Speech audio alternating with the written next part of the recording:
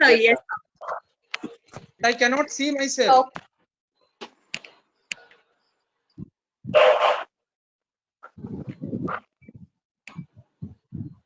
Bhaiya, you have to So- turn on your camera to see yourself. Turn on. Yes. Oh, okay. Yes. Now I can see. Okay, thank you. So shall I start? Yes. We have reached our limit of So I'm going to start now. Good evening, ladies and gentlemen. A very warm welcome to all the Rotaractors and non-Rotaractors to our international webinar. 17th July is celebrated as International Justice Day. In the words of Lydia Maria Child, law is not law if it violates the principle of eternal justice. So here we all are to learn various forms of justice and what our constitution has to say on it. Namaskar.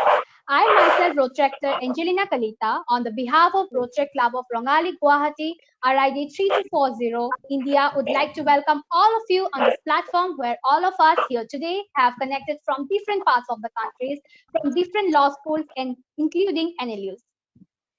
We are very pleased to welcome PDRR Rotarian Dr. Prem Kumar Agarwal, sir, and Rotarian Madhuchandra Bhattacharya, our very special guest for the evening. The webinar conference has been divided into two sessions. The first session will be taken up by Rotarian Chandra Bhattacharya ma'am, to focus on concept of justice under the Constitution of India, and next will be headed by Rotarian Dr. Prem Kumar Agarwal on the vision of economic justice.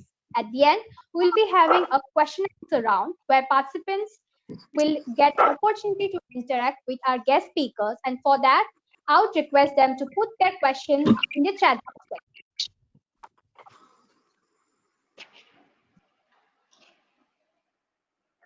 Sorry. Before that, I would like to request our host club president, Rajesh Bhartia, to speak a few.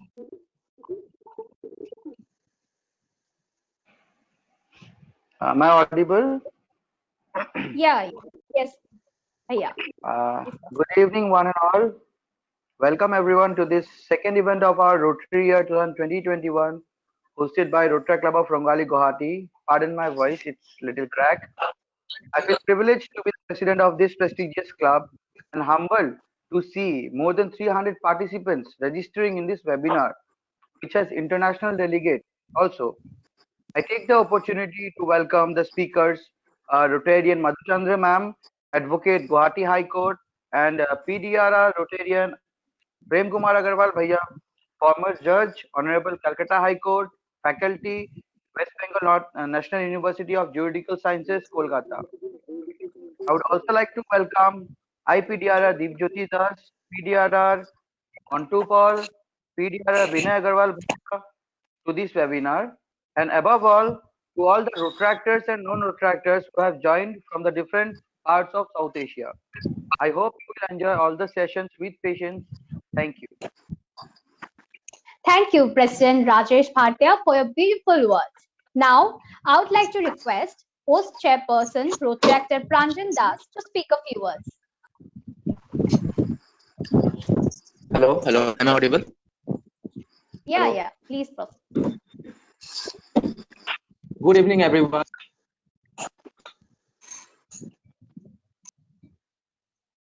My dear friends, my name is Pranjan Das, Professional Service Director of Rotary Club of Rongali, Guwahati. It is my great privilege to welcome you all on our international webinar on the occasion of International Justice Day. So tonight, we are going to provide you all our two eminent speakers from Rotary family. PDR Rotarian Dr. Prem Kumar Agarwal from Rotary Club of Burdwan South, and past President Rotarian Madhuchandra Bhattacharya from Rotary Club of Guwahati Smart City. Rotary Club of Rongali, Guwahati provide you expendable professional services other than three services we have. In today's world, what a youth needs grow professional skill. We hope this type of seminars, webinars on online platforms as well as offline platforms, making each one of you sustainability knowledge. But as of now, I won't take much of your time. Let's start with a bang. Happy introducing this day. And thank you so much. Thank you so much, Pranjan Das. So, as I had mentioned earlier, our two special guests, PBR Rotarian Dr.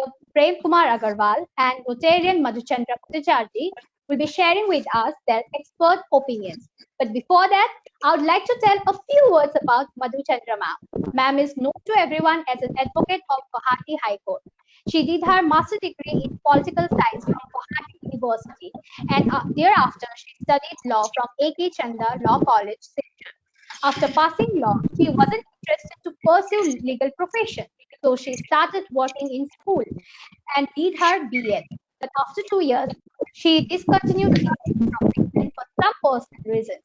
She then enrolled as an advocate in the year 2001, and since then she is practicing both in civil and criminal side in Guwahati High Court, in principal seat and in outlying benches of High Court, district judiciaries of Assam, and in neighboring states. Presently, she is an additional senior government advocate of Assam, special public prosecutor of Government of India, representing Customs, DRI, Income Tax Department.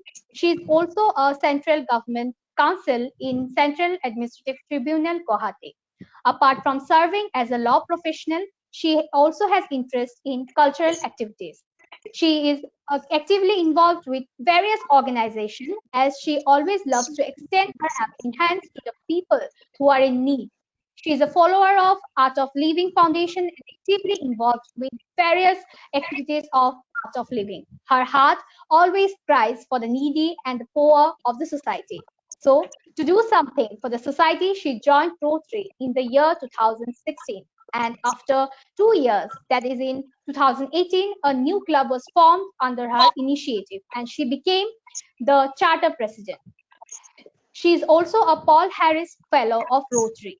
Last but not the least, she is very helpful, dedicated, and she always motivates the strength of people in a more wider way.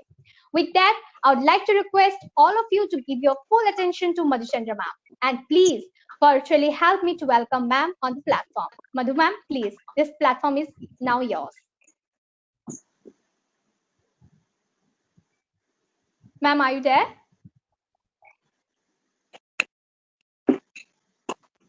Hello?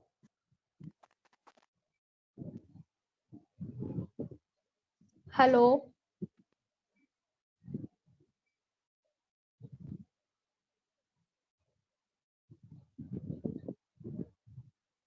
Hello, ma'am, are you there?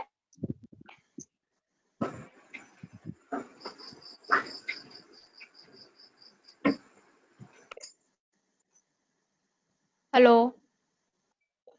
Am I audible or not? Yes, yes. Angelina, you're audible. I think ma'am is not there presently. So what should I do? What should we do? Should we proceed or? Just a moment, Angelina. I'll just call and check, ma'am. Okay, okay. All right.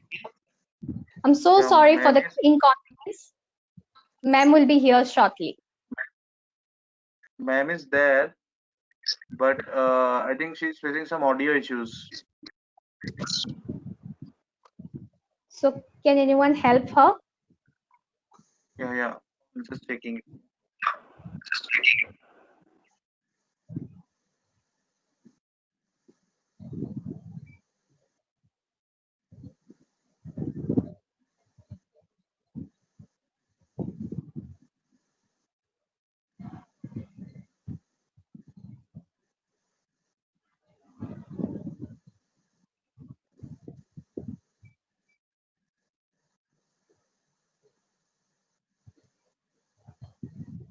Niloy. Hello, Niloy. Oh, yes, Shiva. Hello. Yeah. Please unmute, ma'am. Okay.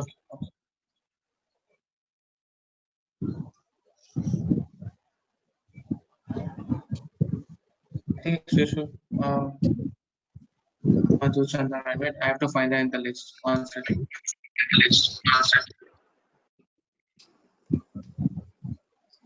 again.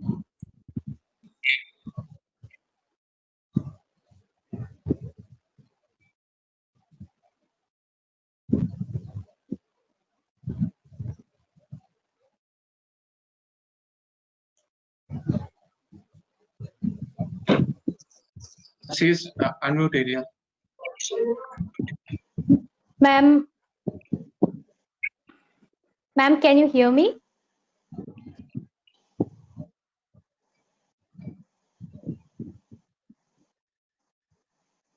Hello. Hello, ma'am.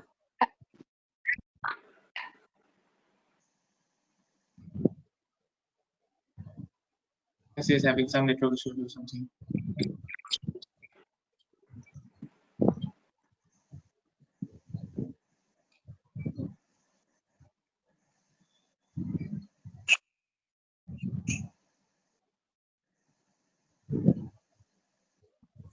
Hello.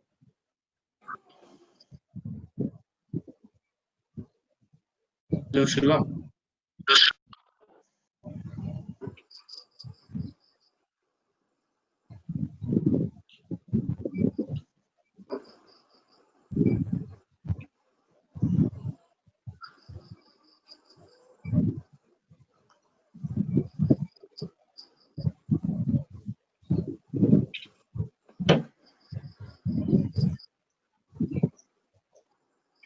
Participants, I'm very sorry for the inconvenience. Please stay in touch and ma'am will be here shortly. And if you have any question, you can put in the chat box. We'll take your questions in the last session.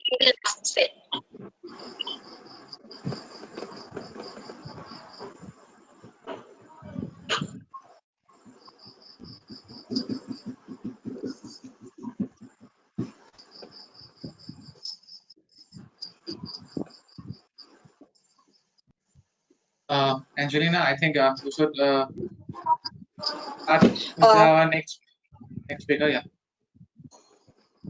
Hello. Yes. Yeah. Good evening, ladies and gentlemen present here. I myself, Rotractor Monica Lempu, the co-moderator of today's webinar, will be taking the meeting ahead. We appreciate your presence as well as the patience that you people have been showing to us. We are very sorry for the inconvenience that you people have to deal right now. So we'll be moving directly to the next session. Now I shall proceed to our next session, in which we have PDRA Rotarian Dr. Prem Kumar Agarwal sir with us. I'd like to welcome Dr. Agarwal sir in this session. We are very honored, pleased, sir, to have you by our side today. But before going further, I'd like to tell a few words about Rotarian Prem Kumar Agarwal.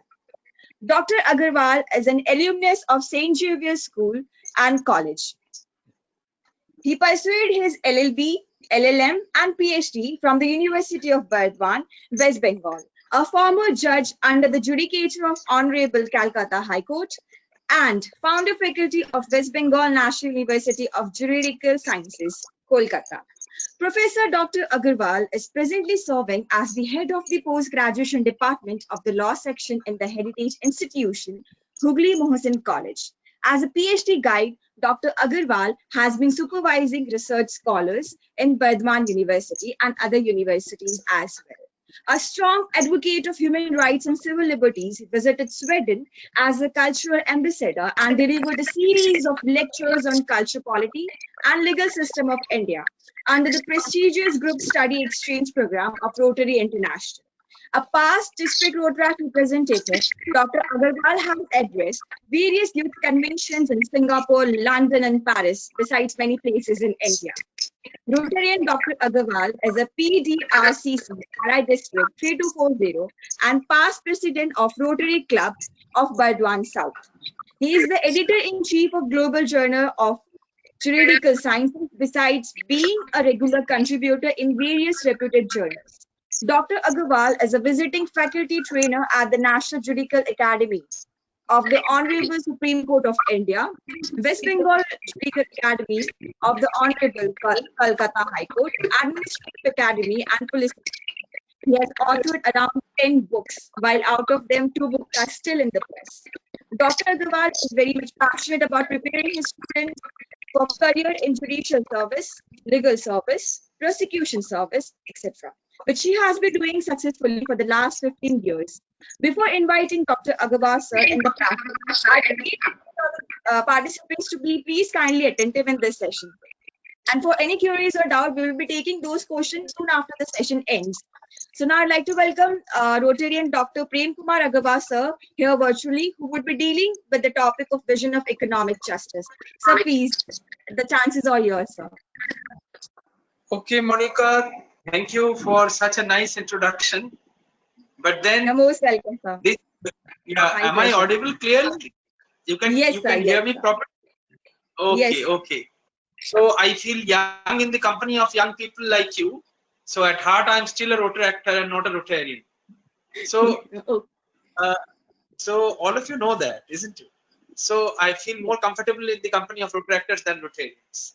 But then today's webinar, as I had a talk with Deep, we had planned it in such a way that Madhuchanda will be actually deliberating upon the broad contours of the concept of justice in the constitution, and thereafter I will delve upon specifically on the vision of economic justice in the constitution. But nonetheless, due to technical snag, I have to speak first, so you'll have to tolerate me on that subject also a little bit, listeners. So are you ready to tolerate me for a few minutes on the vision of justice in the constitution as such? so the pleasure will before be ours embarking to upon, get the knowledge. okay, let's see.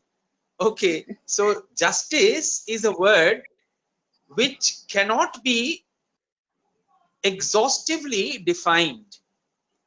If I ask you what is justice, you will look for Black's Law Dictionary, you may look for Stroud's Judicial Dictionary, you may look for the Wikipedia. Now we have something called Audiopedia also, because these youngsters these days have made life easy for oldies like us, isn't it? You, with the click of a button, you can find everything. But wherever you go, you will never find an exhaustive explanation or definition of the word justice.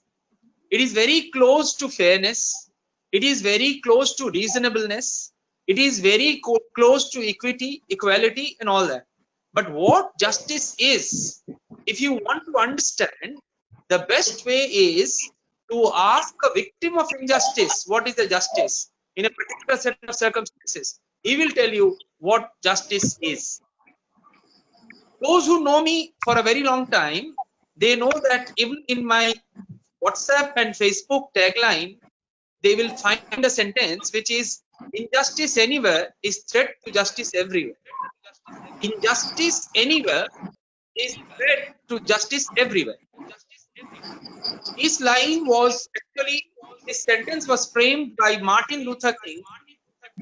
Martin Luther, oh, madam has joined, so should she start? So let us start.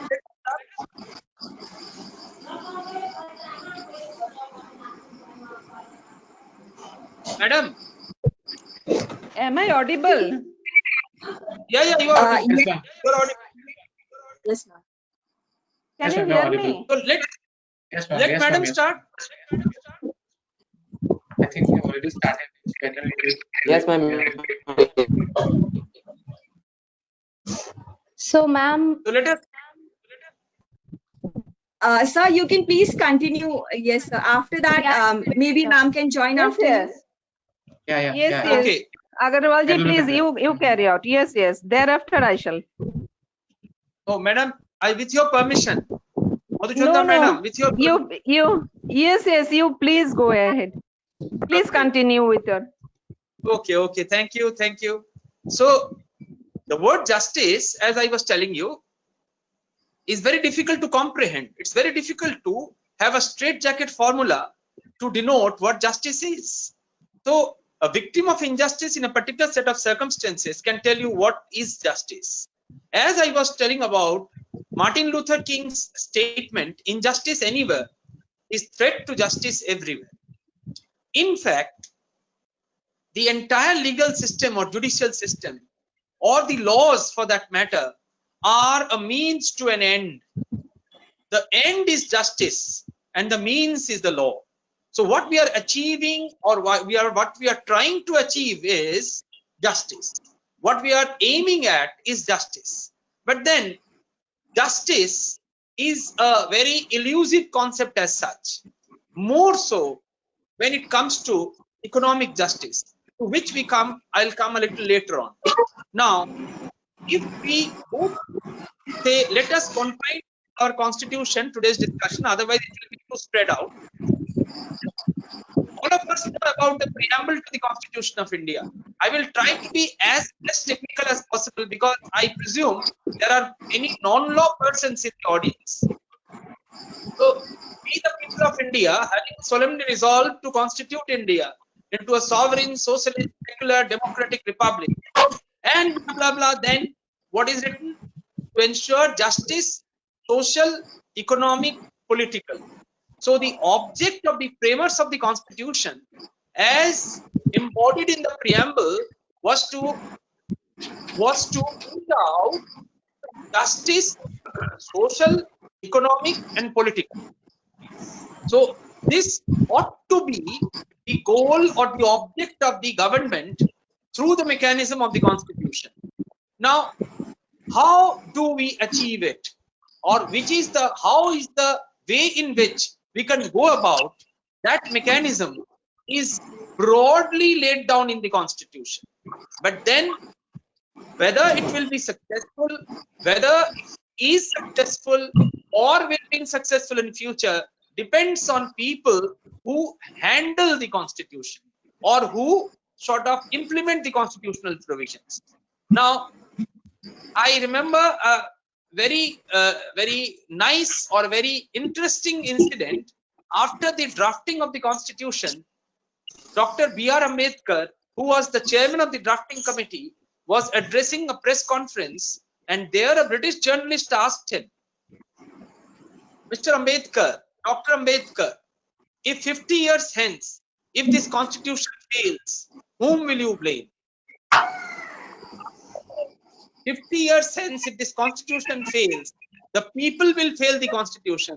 The Constitution will never fail the people of this country.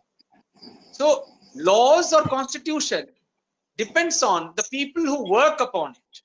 Now, if we have a brief glimpse of the working of the Constitution till now, how this justice, this concept, this goal, this object, this aim, which is laid down in the Constitution, justice, social, economic, political, had been thought to be achieved by our governments, successive governments, both the center and the state governments. Now, social justice, as we know, is sought to be achieved by undoing or reverse discrimination, which had been carried on in a stratified society like India by the caste system and the classes and all that. Economic justice is something which was a big challenge to the framers of the Constitution or our leaders when India became independent, and on that we'll talk in details now. What is political? Political justice is the right to participate in the political process, and to that we have been to a certain extent successful. Now, up to what extent or in which way had we tried to achieve economic justice through the mechanism of the Constitution, that let us try and examine. Now, economic justice speaks about equal empowerment of every section of the society, of each citizen of the country. So, what boils down to equal distribution of wealth. When India became independent and we adopted a socialistic pattern of society, mind you, we did not adopt socialism. We did not adopt a communistic society, a socialistic society, but we adopted a socialistic pattern of society. Now, what does that mean? In a socialistic pattern of society, the state shall endeavor to minimize the gap between the rich and the poor as far as practicable, as far as plausible. But then our leaders were also sure that it is not possible to wipe out the gap between the rich and the poor. Now, when they were planning about how to go about it, they came to a decision that ultimately what is the form of wealth which needs to be redistributed, because there were people, or even now, more than 90% of the wealth of India is in the hands of 11% of the population. So this disparity in income, this disparity in wealth distribution, how to go about it so that we may have an equitable distribution of wealth. So what is the ultimate form of wealth? It is the land. So our leaders, they thought of having land reforms legislations in every state. And as these land reforms legislations were enacted, by which a ceiling was, determined, according to which ceiling a person or a family can hold up to maximum of that amount of, or that plot of land, or that maximum amount of land, beyond which the state will vest that land and it will redistribute amongst landless persons. So when these laws were being enacted in the 50s throughout the length and breadth of India, the different states, since right to property was a fundamental right in Article 19(1)(g), and it was also a fundamental right under Article 31, and no law can be violative of Part 3 of the Constitution, as is laid down in Article 13 of the Constitution of India, which is also in Part 3. These laws were challenged in the High Courts and the Supreme Courts. So this socialistic objective, or setting up a socialistic pattern of society by which there can be successful implementation of the land reforms legislation, where sort of a challenge was thrown to this attempt by the government. So what did the government do at that time? They amended the Constitution and removed right to property from the list of fundamental rights and put it in the ordinary constitutional right. And a Schedule 9 was also created in the Constitution, where these laws were sort of sent, so that they are immune from judicial review on the ground of being violative of Part 3 of the Constitution. So that was an attempt made by the governments of the day. But then if you ask me, have the land reforms legislation in India been properly implemented? Do we see the results of the land reforms legislation? The answer will be an emphatic no. But in some states where communist governments were in power, to a certain extent, these land reforms legislations were successful, but they are far from being successful in totality. But then that was the constitutional vision of our government, by which they attempted to implement this socialistic pattern of society or economic justice, as was enshrined in the preamble to the Constitution of India. But then there is another very important part to it. Those students of constitutional law who know what fundamental right is and what is there in Part 3 of the Constitution, they also know what is there in Part 4 of the Constitution. Part 4 deals with directive principles of state policy, which are considered to be social and economic rights, whereas Part 3 consists of the fundamental rights, which have been emulated from the Bill of Rights chapter of the American Constitution. They primarily deal with civil and political rights. Civil and political rights are enshrined in Part 3, and as is laid down in Part 3 of the Constitution, that if the state violates any of the fundamental rights enumerated in Part 3, you have the remedy by way of writ directly to the High Court under Article 226 or to the Supreme Court under Article 32. But then, if a right under directive principles of state policy Part 4 is violated, you have no remedy. They are non-justiciable. So what is the utility of having them? They are broad policy prescriptions for the state governments, for the central government to govern the state so as to achieve what is laid down in the directives.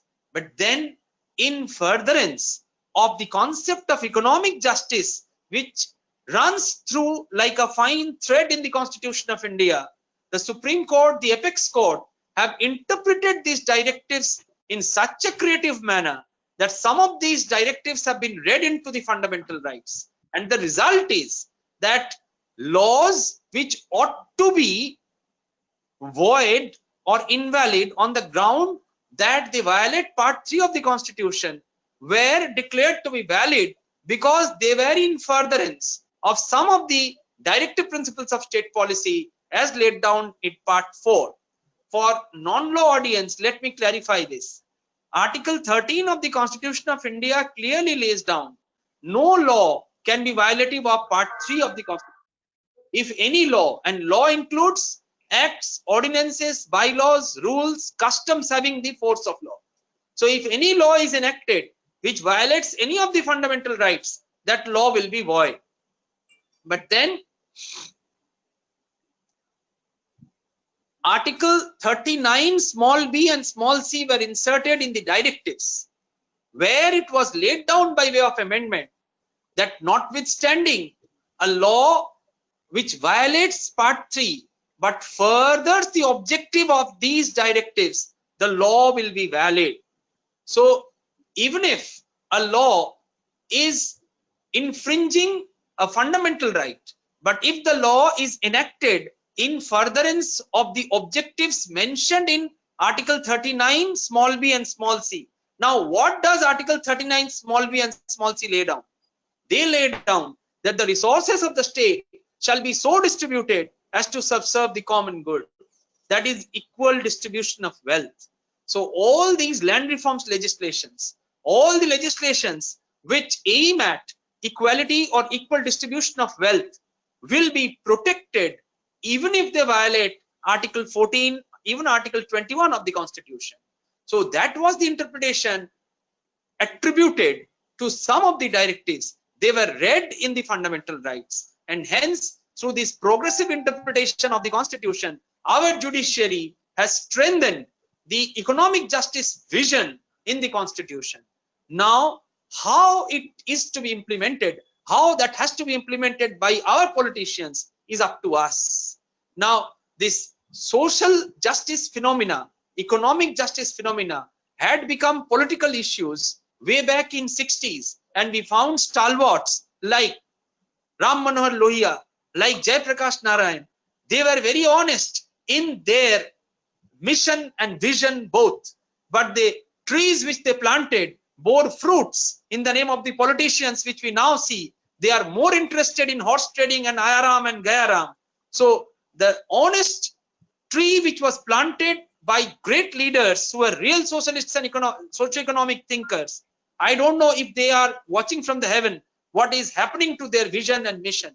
In the name of economic and social justice, what is going on is politicking. A rule of social justice, economic justice has become a tool of politicking. My dear friends, one has to remember that the government has power. The power is given by the Constitution and the other laws. But then power and justice, they are the two wheels of the cart. Power without justice is ruthless, and justice without power is toothless. But justice with power is marvelous. So today, on the day of International Justice Day, we'll have to remember that mere growth, even in economic terms, can be cancerous. But growth with justice, with my fellow participant, or with which is called inclusive growth, where the fruits of growth, it percolates to every sections of the society, is the vision in the Constitution which we are trying to aim and achieve at, and towards which we must all try and achieve. But then, although it may sound that I was very cynical of the politicians, but they are also a product of this society. So we must keep them in mind. And for reforms in this country, I am very hopeful for the youngsters, because see, it is like Ganga Action Plan. You know how Ganga Action Plan works? Is the water of the Ganga sieved or cleaned by pesticides or something? No. More dirt is not put to Ganga. There is whatever you put into the Ganga river, that must be treated properly and then put. But the dirt which is already there, that will be wiped out, that will be flown out. So like that, in our society, all the corruption, all the bad things which we see will gradually be wiped out. The new sun in the horizon is the youngsters of this country who will rock the world and rock the country. And I am hopeful, more hopeful for my Rotaractors. Thank you for the opportunity. Thank you so much. I think if you allow me to carry on, I can carry on for hours. But I think Madam is waiting. I am also eager to listen to her. Thank you very much for the opportunity. No. No, sir. Thank you so much, sir. Thank you so much, sir. Thank you so much for your insight in such a wonderful topic, that too in International Justice Day. We are privileged to have you with us today, and I'm sure the participants have learned a lot and will be going from here with a handful of knowledge. So if you people have any doubts and queries, we can see a few questions popping out in the chat box section. And if any questions are there, we'll surely look after the session, all the session ends. Now, I would like to request and hand over the platform to Angelina to take the meeting ahead.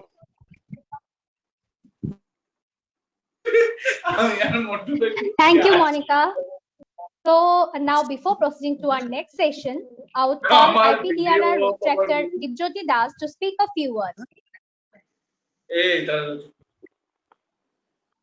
Hello everyone. Good evening everyone to my non-Rotaractor friends and Rotaractor friends. Respected PDRR Rotarian Dr. Prem Kumar Agarwal and respected past President Rotarian Madhu Chandra ma'am. It's been a great privilege to you and I'm very thankful to you guys, to each one of you to come in this wonderful webinar on the occasion of International Justice Day. Happy International Justice to all of you. Thank you all. I won't much take you for time. Please continue with the further proceedings. Thank you. All the best. Thank you. Now, I would call PDRR Dr. Montopol to speak a few words. Thank you, Angelina. I would like to congratulate Rotaract Club of Rongali Guwahati for making this webinar a success, because we can see in our WhatsApp groups that people have been waiting for in the lobby, like more than 50 to 100 people are still waiting in the lobby to get in. So we already have 245 delegates with us. And I must appreciate that it's just because of the hard work that we all have put up for this webinar in just one day of time. And I would also like to take my privilege to thanks both the speakers. Premda has always been a motivator to all the Rotaractors of the district. Thank you, Premda, for being with us and for accepting our invitation in such a short time. And I would also like to thanks wholeheartedly to my president of my Rotary Club, Rotarian Madhu Chandra Bhattacharya. Madhudi, thank you. And I suppose we all are looking forward now to listen to you. So congratulations also to the chairman, Rotaractor Pranjan, and to the moderators, Monica and Angelina. You are doing great job. So wish all the best to the entire webinar on International Justice Day. And thank you for having me here and giving me the opportunity. Thank you so much. Thank you so much, Montada, for your kind words. So let's quickly move ahead to our next session. And we all know, because of technical issues, ma'am couldn't join us earlier, but fortunately she is with us. She is with us here now. So again, please virtually help me to welcome ma'am on this platform. And with that, I would like to request all of you to give your full attention to Madhu Chandra ma'am. Madhu ma'am, please, this platform is now all yours. Thank you. Am I audible to everyone? Yes, yes, ma'am. Yes. Am I audible to everyone? Okay, Yes, ma'am. okay. So good evening, everyone. And I convey my thanks to Rotary Club of Rongali Guwahati for inviting me on today's evening. And I wish all the Rotaractors a happy, very Rotary year ahead. To begin with the topic, as you all have come to know that today is International Justice Day and it is celebrated every year on 17th of July. So in conformity with this, very nicely, this Rotary Club has organized to celebrate this day. They have organized this today's webinar. So at first, I have just to convey that I have prepared a PPT for all your audience. Okay. So I start with the term justice.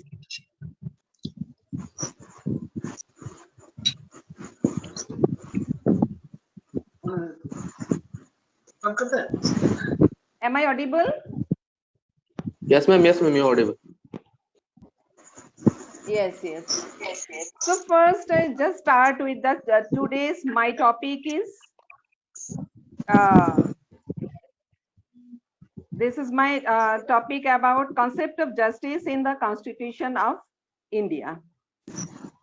So to begin with this, I just first will go to what justice is.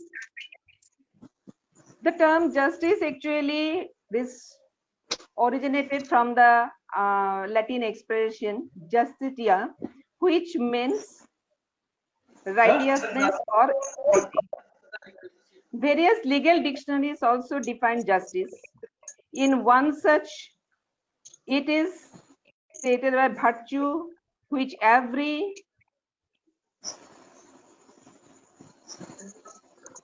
individual is given his her due, opposed to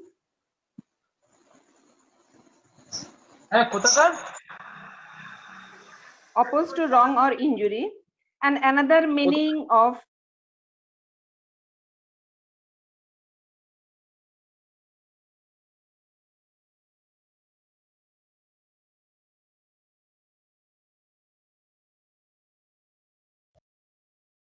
Ma'am, you are not audible.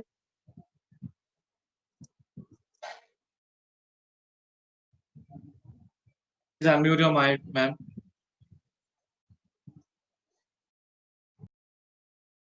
am I audible now? Yes, ma'am. Yes, ma'am. Yes, Am I ma'am, you can audible? continue. Yes, ma'am, you can Okay. continue now. Thank you. Okay. So first, my greetings to everyone. Good evening to you all. I just have made a prepared one PPT for your better understanding, because I think as a legal, I'm in a legal profession, so my thinking is of little difference. And for your convenience, the PPT has been prepared and this will be displayed in the screen itself.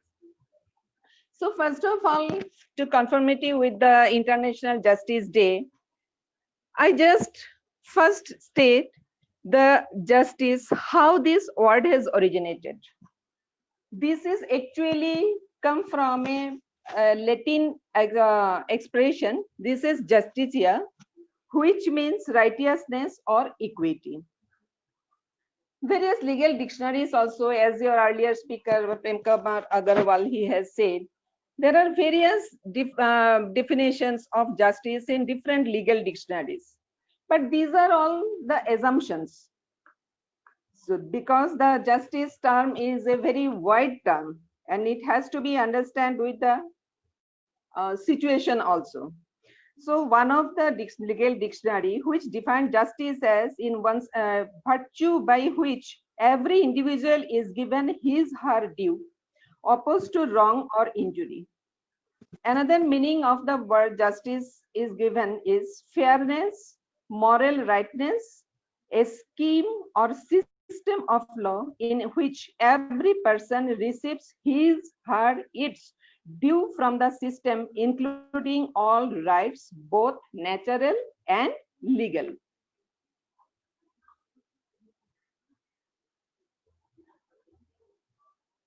The concept of justice is actually not new, but it is not a new to us. It has its remarkable concept in origin on the soil of India. It has its existence since the Vedic age. You must have heard about the word Rit, that is Rit. So this actually is in the Vedic age, the word Rit, this came in existence since the Vedic age. The principle is equated with justice that not only govern nature, but also the ethical human conduct. To follow Rit, one was to act in accordance with justice or the natural law. After the coming of the Upanishads, you might have heard about Upanishads, the concept of karma developed, and as per karma, justice became the consequence of an action. The idea of this concept was that only good deeds that are rewarded and those that are bad are shunned, whether in one's own life or in the next life.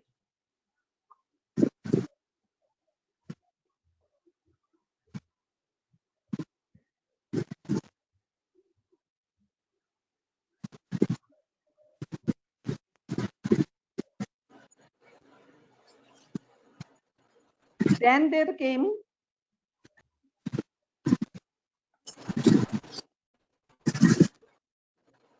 during later centuries, justice came to be defined as karma, dharma, and played a significant role in the social and political order.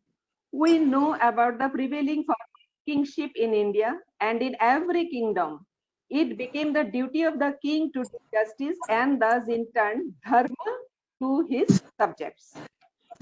And you all know that India was under colonial rule for centuries. And after independence, 1947, the Constitution of India was drafted. And today, the Constitution of India is the guarding force. The Constitution of India is such a detailed one that it is one of the lengthiest constitution of the world. The articles and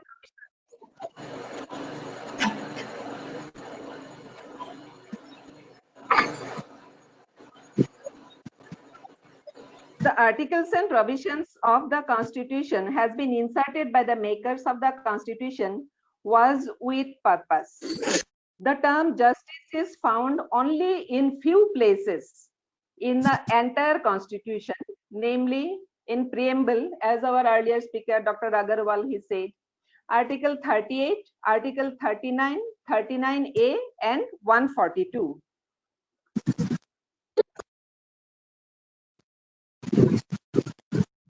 The preamble, I think every one of you know about the preamble of the Constitution of India, because in your school days also you might have gone through this in your social science paper.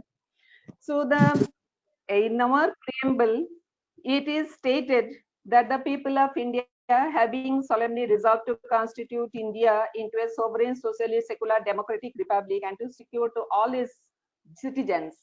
Then came the word justice, social, economic, and political. So the first word, that is the justice. Before going to everything, the justice has been stated there. So we now need to go to what the other provisions say, such as the Article 38 that I have said. The Constitution of India, the provision of Article 38, it is state to secure a social order for the promotion of welfare of the people. The state shall strive to promote the welfare of the people by securing and protecting as effectively as it may a social order in which justice, social, economic, and political shall inform all the institutions of the national life. And there is the second subclause also. The state shall in particular strive to minimize the inequalities in income and endeavor to eliminate inequalities in status, facilities, and opportunities, not only amongst individuals, but also amongst the groups of people residing in different areas or engaged in different vocations.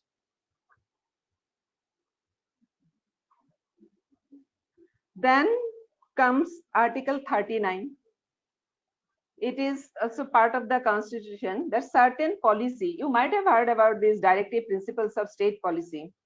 So there's certain principles of policy to be followed by the state, such as the state shall in particular direct its policy towards securing the citizens, men and women equally, have the right to an adequate means of livelihood, that the ownership and control of the material resources of the community are so distributed as best to subvert the common good. Then there is another subclause that the operation of the economic system does not result in the concentration of wealth and means of production to the common detriment, that there is equal pay for equal work for both men and women, then that the health and strength of workers, men and women, and the underage of children are not abused, and that citizens are not forced by economic necessity to enter avocations unsuited to their age or strength. Then there is another subsection that children are given opportunities and facilities to develop in a healthy manner and in condition of freedom and dignity, and that childhood and youth are protected against exploitation and against moral and material abandonment.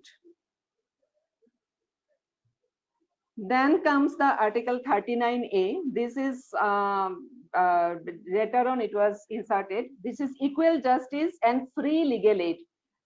The state shall secure that the operation of the legal system promotes justice on a basis of equal opportunity, and shall in particular provide free legal aid by suitable legislation or schemes or in any other way to ensure that opportunities for securing justice are not denied to any citizens by reasons of economic or other disabilities. Then there is Article 142. This is enforcement of decrees and orders of Supreme Court and orders welfare of the orders of the Supreme Court and the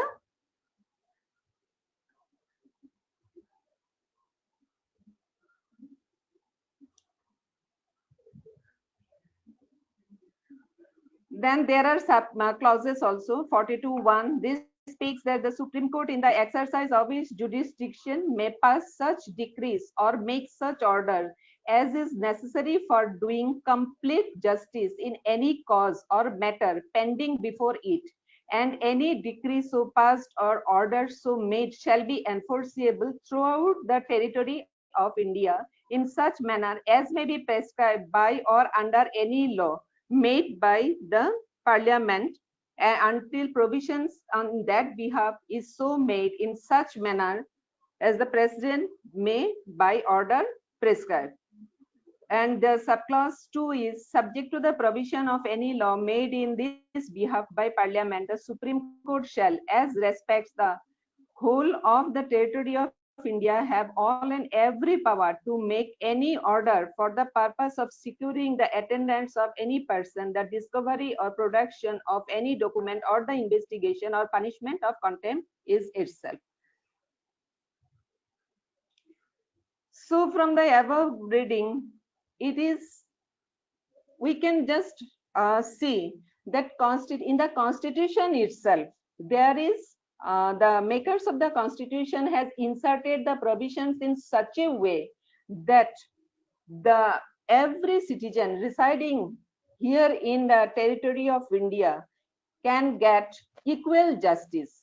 Here there shall not be any discrimination with economics. Suppose one is poor, one is rich. It is not that just justice is not for everyone. This Article 39A also is there in the Constitution, which has spoken about legal aid. So those who are not unable to provide or pursue a case, then there is free legal aid also, where the common citizen can just approach and go for getting justice. So to sum up this, we say that the notion of justice is most commonly associated with an underlying assumption that justice equates to the concept of equal rights and equal opportunity. Because we have stated, we have seen in the provisions of the Constitution that I've read that there is no discrimination between the man and woman, equal pay for equal work. So these things are what? Maintaining equality. These are justice. We cannot say that one who is very privileged, someone a daughter or son of a rich person, he will get the extra benefit, and another boy or son of a poor, from a poor family, he or she will not get the proper justice. It is not so. Everyone is equal in the eye of law, and the Constitution has provided the provisions in such a way that everyone gets justice.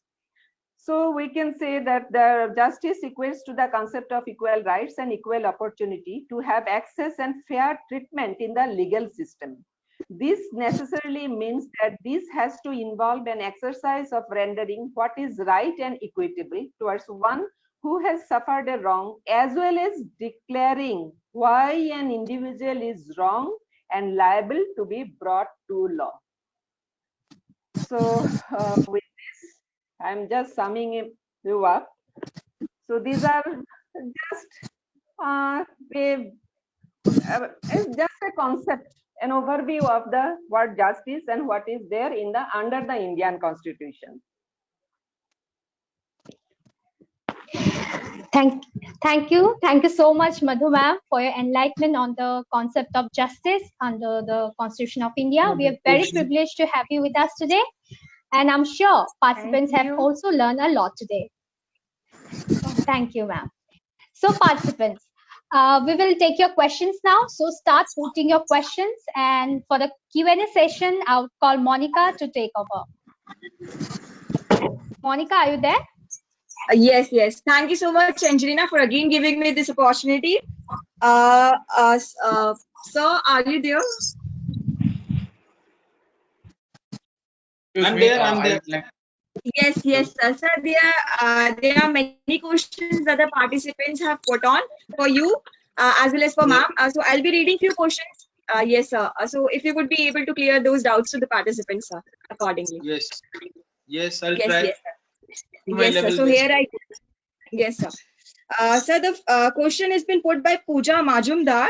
She says that, sir, on one hand, Mr. Mukesh Ambani has emerged as the 8th richest man in the world, and on the other hand, Niti Aayog's SDG index 2019 revealed that every 5th Indian is below the poverty line. Do you think policies like Make in India and Vocal for Local can help us lessen this huge income inequality in India? Yeah. This local and local, that is Make in India. See, the income disparity or the wealth disparity is not only a phenomena of India, it is a phenomena all over the world. You might be knowing that only 6% of the population of the entire world enjoy more than 95% of the wealth of this country. To be more precise, I am told that 11 individuals of the world, they own more than 70% of the wealth of the world. Pooja, how about that? It's a question from Pooja, na? Yes, sir. Yes, sir. Do you know who is most disturbed with this thought in the world now?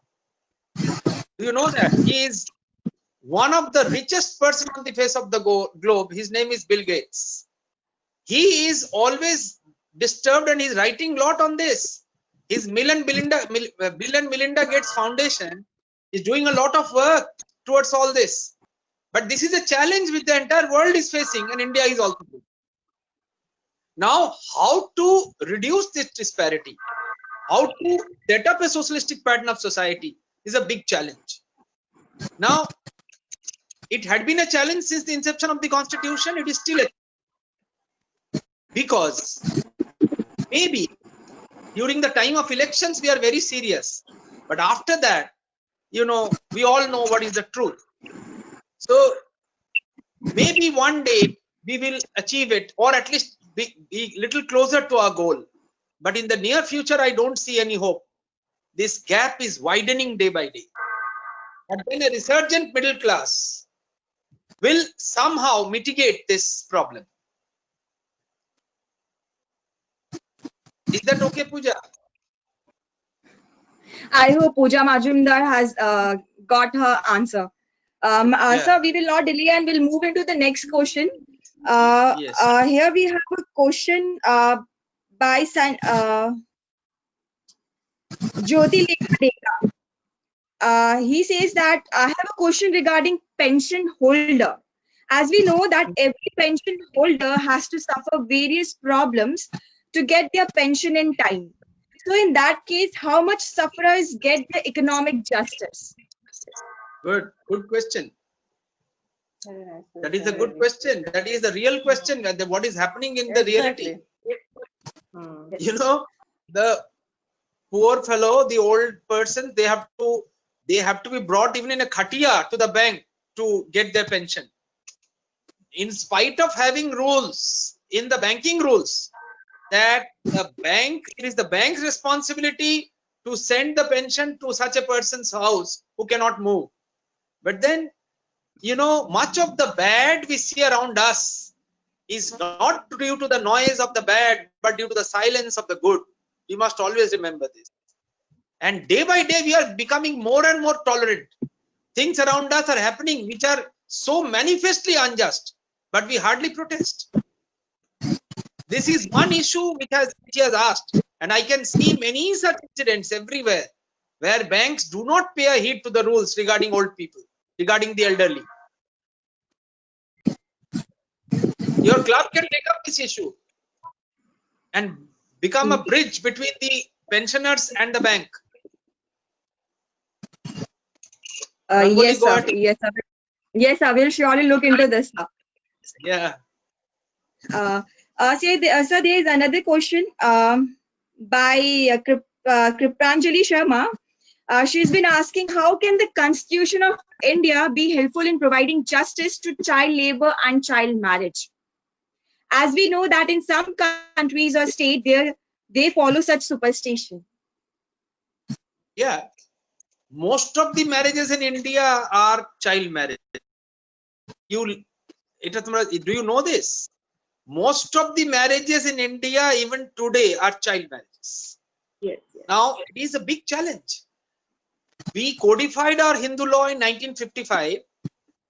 Laws cannot be, by overnight change of law, society cannot be changed.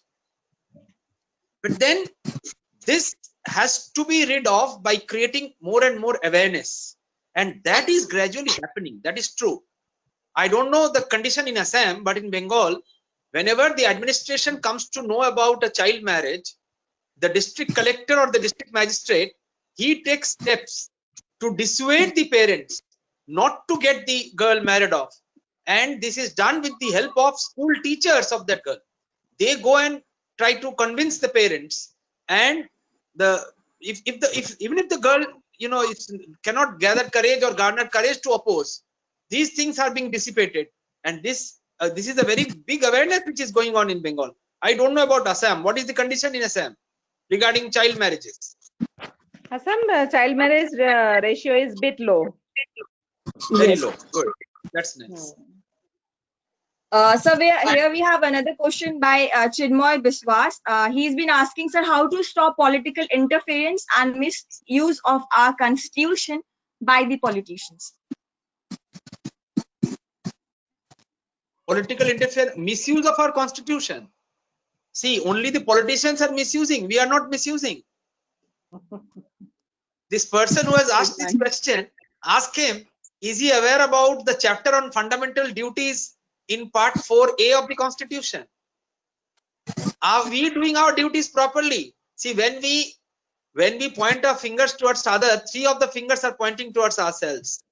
Yes. So, although he is right, I'm not saying he's wrong, but if each of us do our duty properly, politicians are product of this society. They are also from here. They have not come from Mars or from Moon. So something is wrong in the society itself.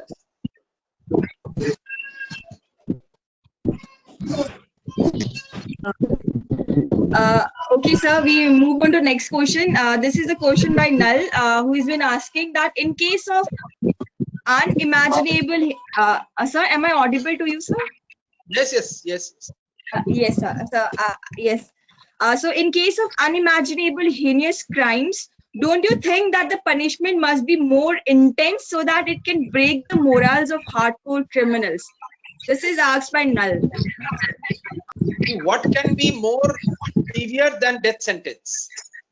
In spite of having death sentence, is it having a deterrent effect on the criminals?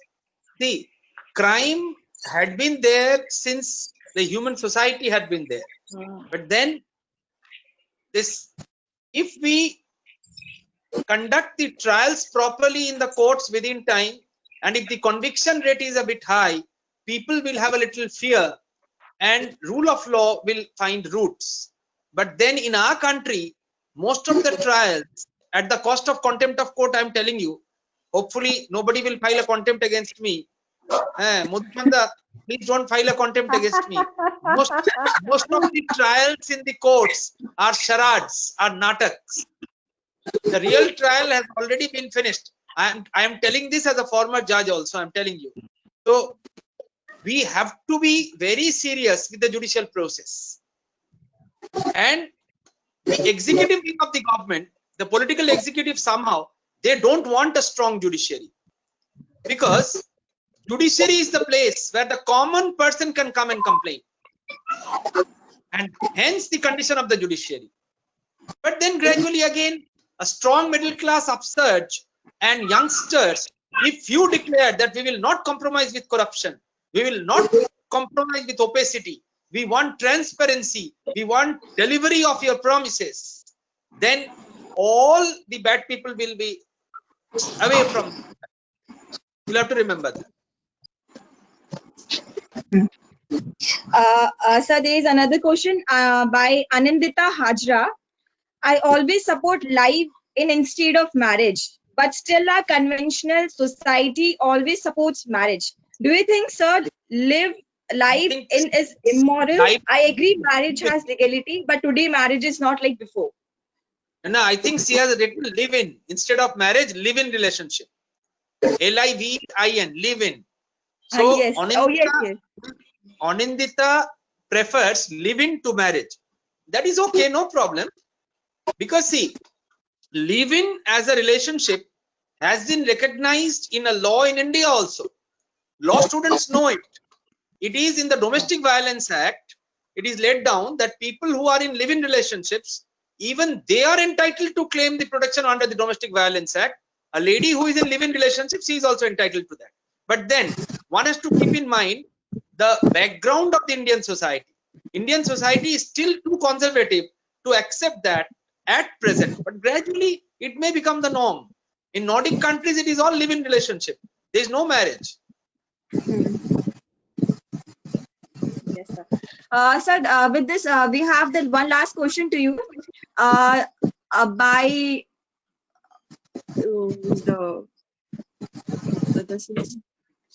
sorry for the delay. Yes, sir, in the recent months, we have seen many political and social activists have been booked under the UAPA and other such stringent acts. They have been kept in jails without even much clarity provided by the prosecution during bail plea as to why such precipitate action was required. Experts believe these actions are largely maneuvered to gag the voice of the dissenters who do not concur with the government views of who have raised the flag of rising economic inequality in the last few years. This trend is worrisome for the democracy like India. Are we heading towards Kafkaesque reality where we would be seeing many Sir Josephs around us, where the basic postulates of justice would elude the common man to sustain the regime? A very important socioeconomic thinker has written this long sentence. Who is this person? I'm not able to read the name right now. And in fact, he is correct. See, let me tell you, let me explain a little bit. It is true that these laws, the UAPA Act, the earlier TADA or MACOCA or POTA, these were laws, they were meant for special situations to curb the menace of terrorism. We all know economic inequality is a reality. We know that exploitation is a reality.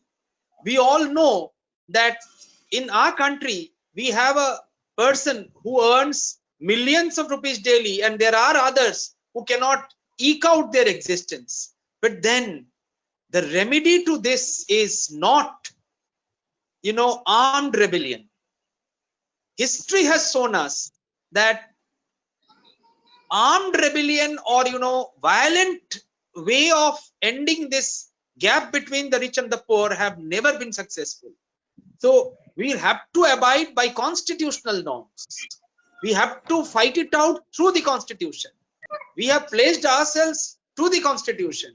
And therefore, if people, they sort of take the course of violence to end this gap between the rich and the poor, or plunder the rich and distribute amongst poor, I don't think that has been successful in any part of the world. So my dear friend, I really appreciate your concern for this exploited people of this country, but then one has to think of the remedy within the four corners of the constitution and not beyond the constitution. Yes, sir. Thank you so much, sir. Sir, the question asked by Arithrea. I'm so sorry if I'm mispronouncing the name. So we come to the end of the session. Start the questions have been asked. Arif, what is the name? Arif? Arithrea, sir. I think she is a female. Arithrea. Arithra. Yeah, Arithra. Arithro. Yeah, I know him. Arithro. Oh, okay, yes. Sir, again, okay. Now, ma'am, am I audible to you? Yes. Yes, ma'am. A few questions. Ma'am, what are the solutions from your point of view on the pendency of cases in Supreme Court? Why isn't our judiciary making justice more faster? As we have all levels of hierarchy of judiciary, and also at the lowest level, we are appointing Gram Nyalaya or Gram Adhikari too.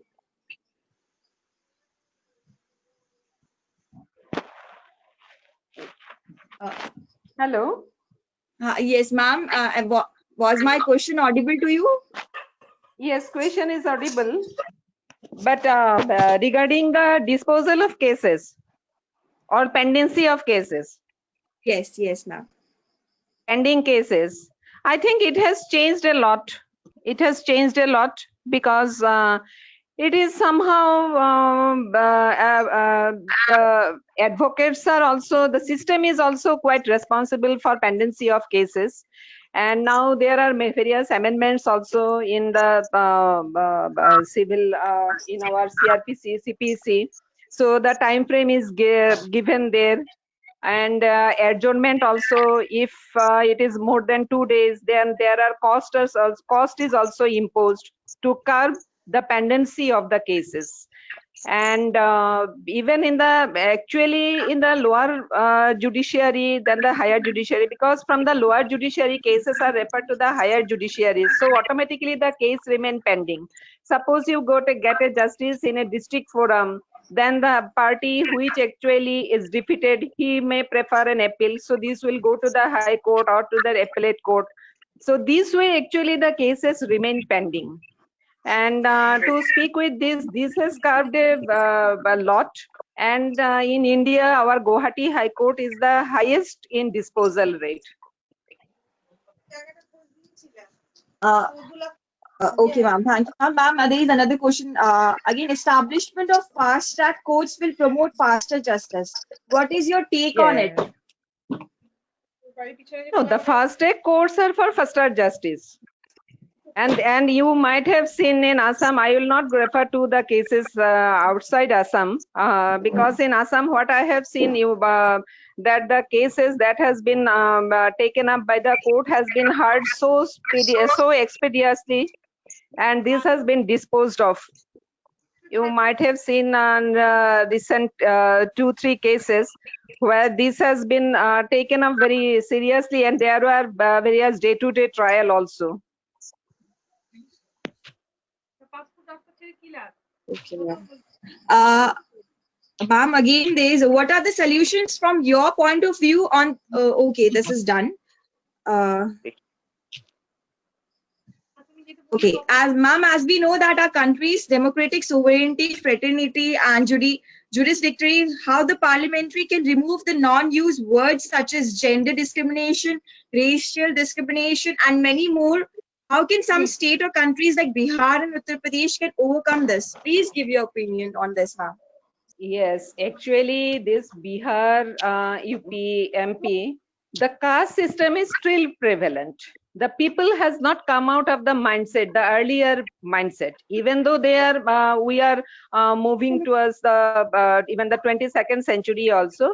But you might have seen there are individuals who are having this age-old this mindset, and because of them only, they are actually, and because of this, some politicians are also taking the advantage of all this, and they want to divide the society in the form of casteism, and the rich and the poor, and this way actually various things are deprived of getting proper that means solution, proper privileges in the society. So to me, actually, it is only confined to few states and few areas of India only. And at large, we think that this has been completely removed. In Assam also, if we can see that there is very little about this regarding casteism and all these things. And there are many things there. These are, we can say, the political, these are about the politicians also. Sometimes they use this for their own personal gain.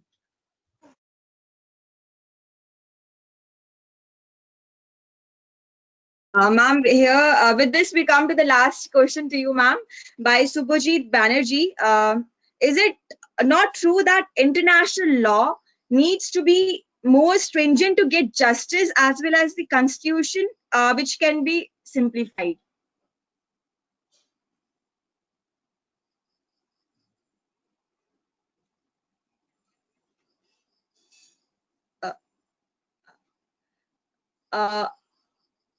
Hello, Nilu, will you please unmute, ma'am?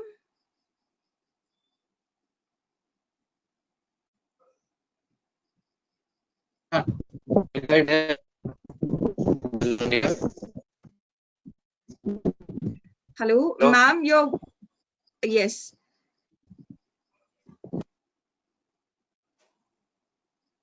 I'm unmuted, ma'am, but I think. Yes.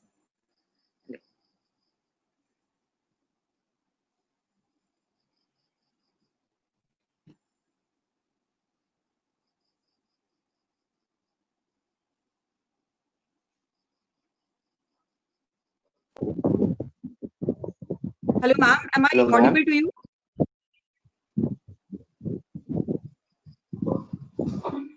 Hello, ma'am. Yes, ma'am, you're audible. Hello. I think ma'am has some network issue. No, she's not audible. Maybe. She's not audible.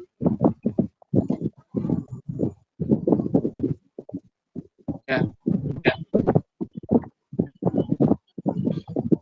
Turn on the mic, please. Am I audible? Yes, now yes, you're ma'am, you're audible. audible. Yes, please repeat the question. Yes, ma'am. Is it not true that international law needs to be more stringent to get justice as well as the constitution, which can be simplified? No, international is different thing because it deals with the countries, and national law is deals with the within the nation itself, isn't? So if it is stringent, no, sometimes we may see that this should be stringent, but when this comes to my own or your own, in that case we have to think in both way. Understood? So I think it is not about stringent and all this. because how it is implemented, this has to be seen. Okay.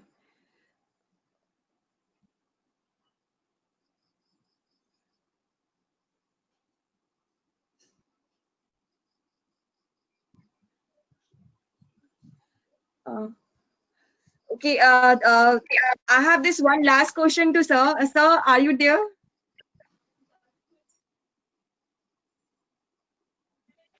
Hello, ma'am. Thank you so much, ma'am, for clearing all the doubts of the I'm participants. I always hope. there with you. Don't- Yes, yes. Okay. Sir, this is the Welcome. last question of the session. With this, we'll just move ahead since we are running short of time. And okay, the question is by Anirban Senapati, who's been asking, sir, recently the Supreme Court ruled out that those who have become economically affluent after getting the benefits of reservation could be separated from the category, so that the economically poor among them may also take advantage of the provisions.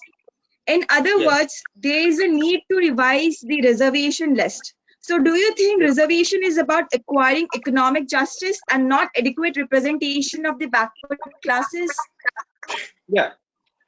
So backwardness on the ground of social stratification and backwardness on the ground of inequality in income. So economic criteria is definitely a real criteria of backwardness, which has been given some credence by the present government, and they have enacted a law by which economically weaker sections will also get a reservation. So this was a long-standing demand. Yes, India was for centuries a caste-ridden society, a stratified society. So in order to reverse that discrimination, we have protective discrimination principles laid down in Article 15 clause 5, Article 16 clause 4, all those are there. But then a higher caste person, if he's a poor person, if his child is sort of in spite of being of equal merit, he is being deprived just because he is a Brahmin or just because he's a higher caste. That has also to be taken into account. So this is sought to be balanced. And with this, I think there should be regular re-evaluation of the criteria for reservation, which is done in the developed countries. But as I told you, in our country, the tool for social justice is made a rule, or rather the rule for social justice is made a tool for politics, for politicking. So they are creating vote bank by providing reservations. That ought not to be the case within the meaning of the Constitution of India. So our leaders have to be honest in their approach. That is the only problem. As I told you, it is not the Constitution, but the people who work out the Constitution, they matter. Okay. Yes. Thank you so much, sir, and Madhu ma'am, for clearing all the doubts that the participants have had. And we are very sorry as a team. We apologize for not being able to take all the questions. Sir and ma'am, I would like to tell that we have received 50 plus questions, and it's very difficult to categorize them and put questions to both of you, ma'am and sir. Okay. So with this, Thank I would you. like to hand. You can mail also you can mail also if they want any this to be cleared for their queries. Yes, ma'am. Yes, ma'am. We'll look forward for this. And to all the participants who have been here with us and have joined in the previous webinar also, thank you for being so much attentive with so much josh and all. We appreciate your patience and the attention that you people have given to us. We as a team are very much thankful. Now, I would like to request Angelina to please take over the chance. Thank you, Monica. So let's move ahead to our next agenda. Now, I would request Secretary Protractor Kumar Shivam Das to take up his role and deliver a vote of thanks for today's webinar. Thank you, Angelina. Am I audible? Yes, please go ahead. Yes, you are. Hello, everyone. I deem it a great honor and privilege to propose the vote of thanks this memorable occasion. First and foremost, I thank our eminent speakers, PDRR Rotarian Dr. Prem Kumar Agarwal and Rotarian Madhuchandra Bhattacharjee who, despite their busy schedule, have found time to grace the occasion. I intend my heartfelt thanks to IPDRR Rotaractor Dipjyoti Das, PDRR Rotarian Rotaractor Dr. Mantu Paul for their contribution and for being with us. I thank all the participants from different parts of the world for being with us today. I thank all the distinguished invitees for having their presence with us and making this webinar a grand one. Hoping that every one of us took a handful of knowledge. With this, I would like to conclude, and we'll be looking forward towards your participation in our upcoming events too. Thank you. Over to you, Angelina. Thank you. Thank you, participants. Thank you so much for your presence, and especially Agarwal sir and Madhu ma'am. We are very grateful to have you with us today. And with this, we come to an end of this session. I hope all of us have taken a helpful knowledge and lots much. Yeah. Lots So all of much you of be safe, maintain social distancing, sure, use sure, sir. sanitizer. Okay, Dada. Okay. Okay, Prem. Yes, sir. Thank you so Yes, much. sir. Yeah, oh, sure. You too take care, sir. Madhu ma'am, thank you, you. sir. Thank you. Mantha, thank Thank you. you, sir. Welcome. Thank you. Thanks, everyone. Bye. Thanks. Bye, ma'am. ma'am. Thank you, ma'am. Okay. Take care, ma'am. Have a good time. Okay, stay safe. Yes, ma'am. Good night, ma'am. So I hope all of us have taken handful knowledge and lots of experience with all the other individuals who have been the part of this webinar today. Thank you so much, everyone, and thank you. Thank you. Thank you, everyone. With this, we came to the end of our session. Thank you. And have a nice day. We are having more webinars like this in this upcoming months. So hope for an active participation ahead. Thank you so much. Bye. Good night. Good night, everyone. Congratulations, Good night. Bengalians. And also the feedback link will be provided in the chat box section or in the message WhatsApp group. Please do not forget to fill up your feedback forms. Otherwise, e-certificates will not be provided. Thank you, everyone. Thank you so much. Thank you. Goodbye. Good night.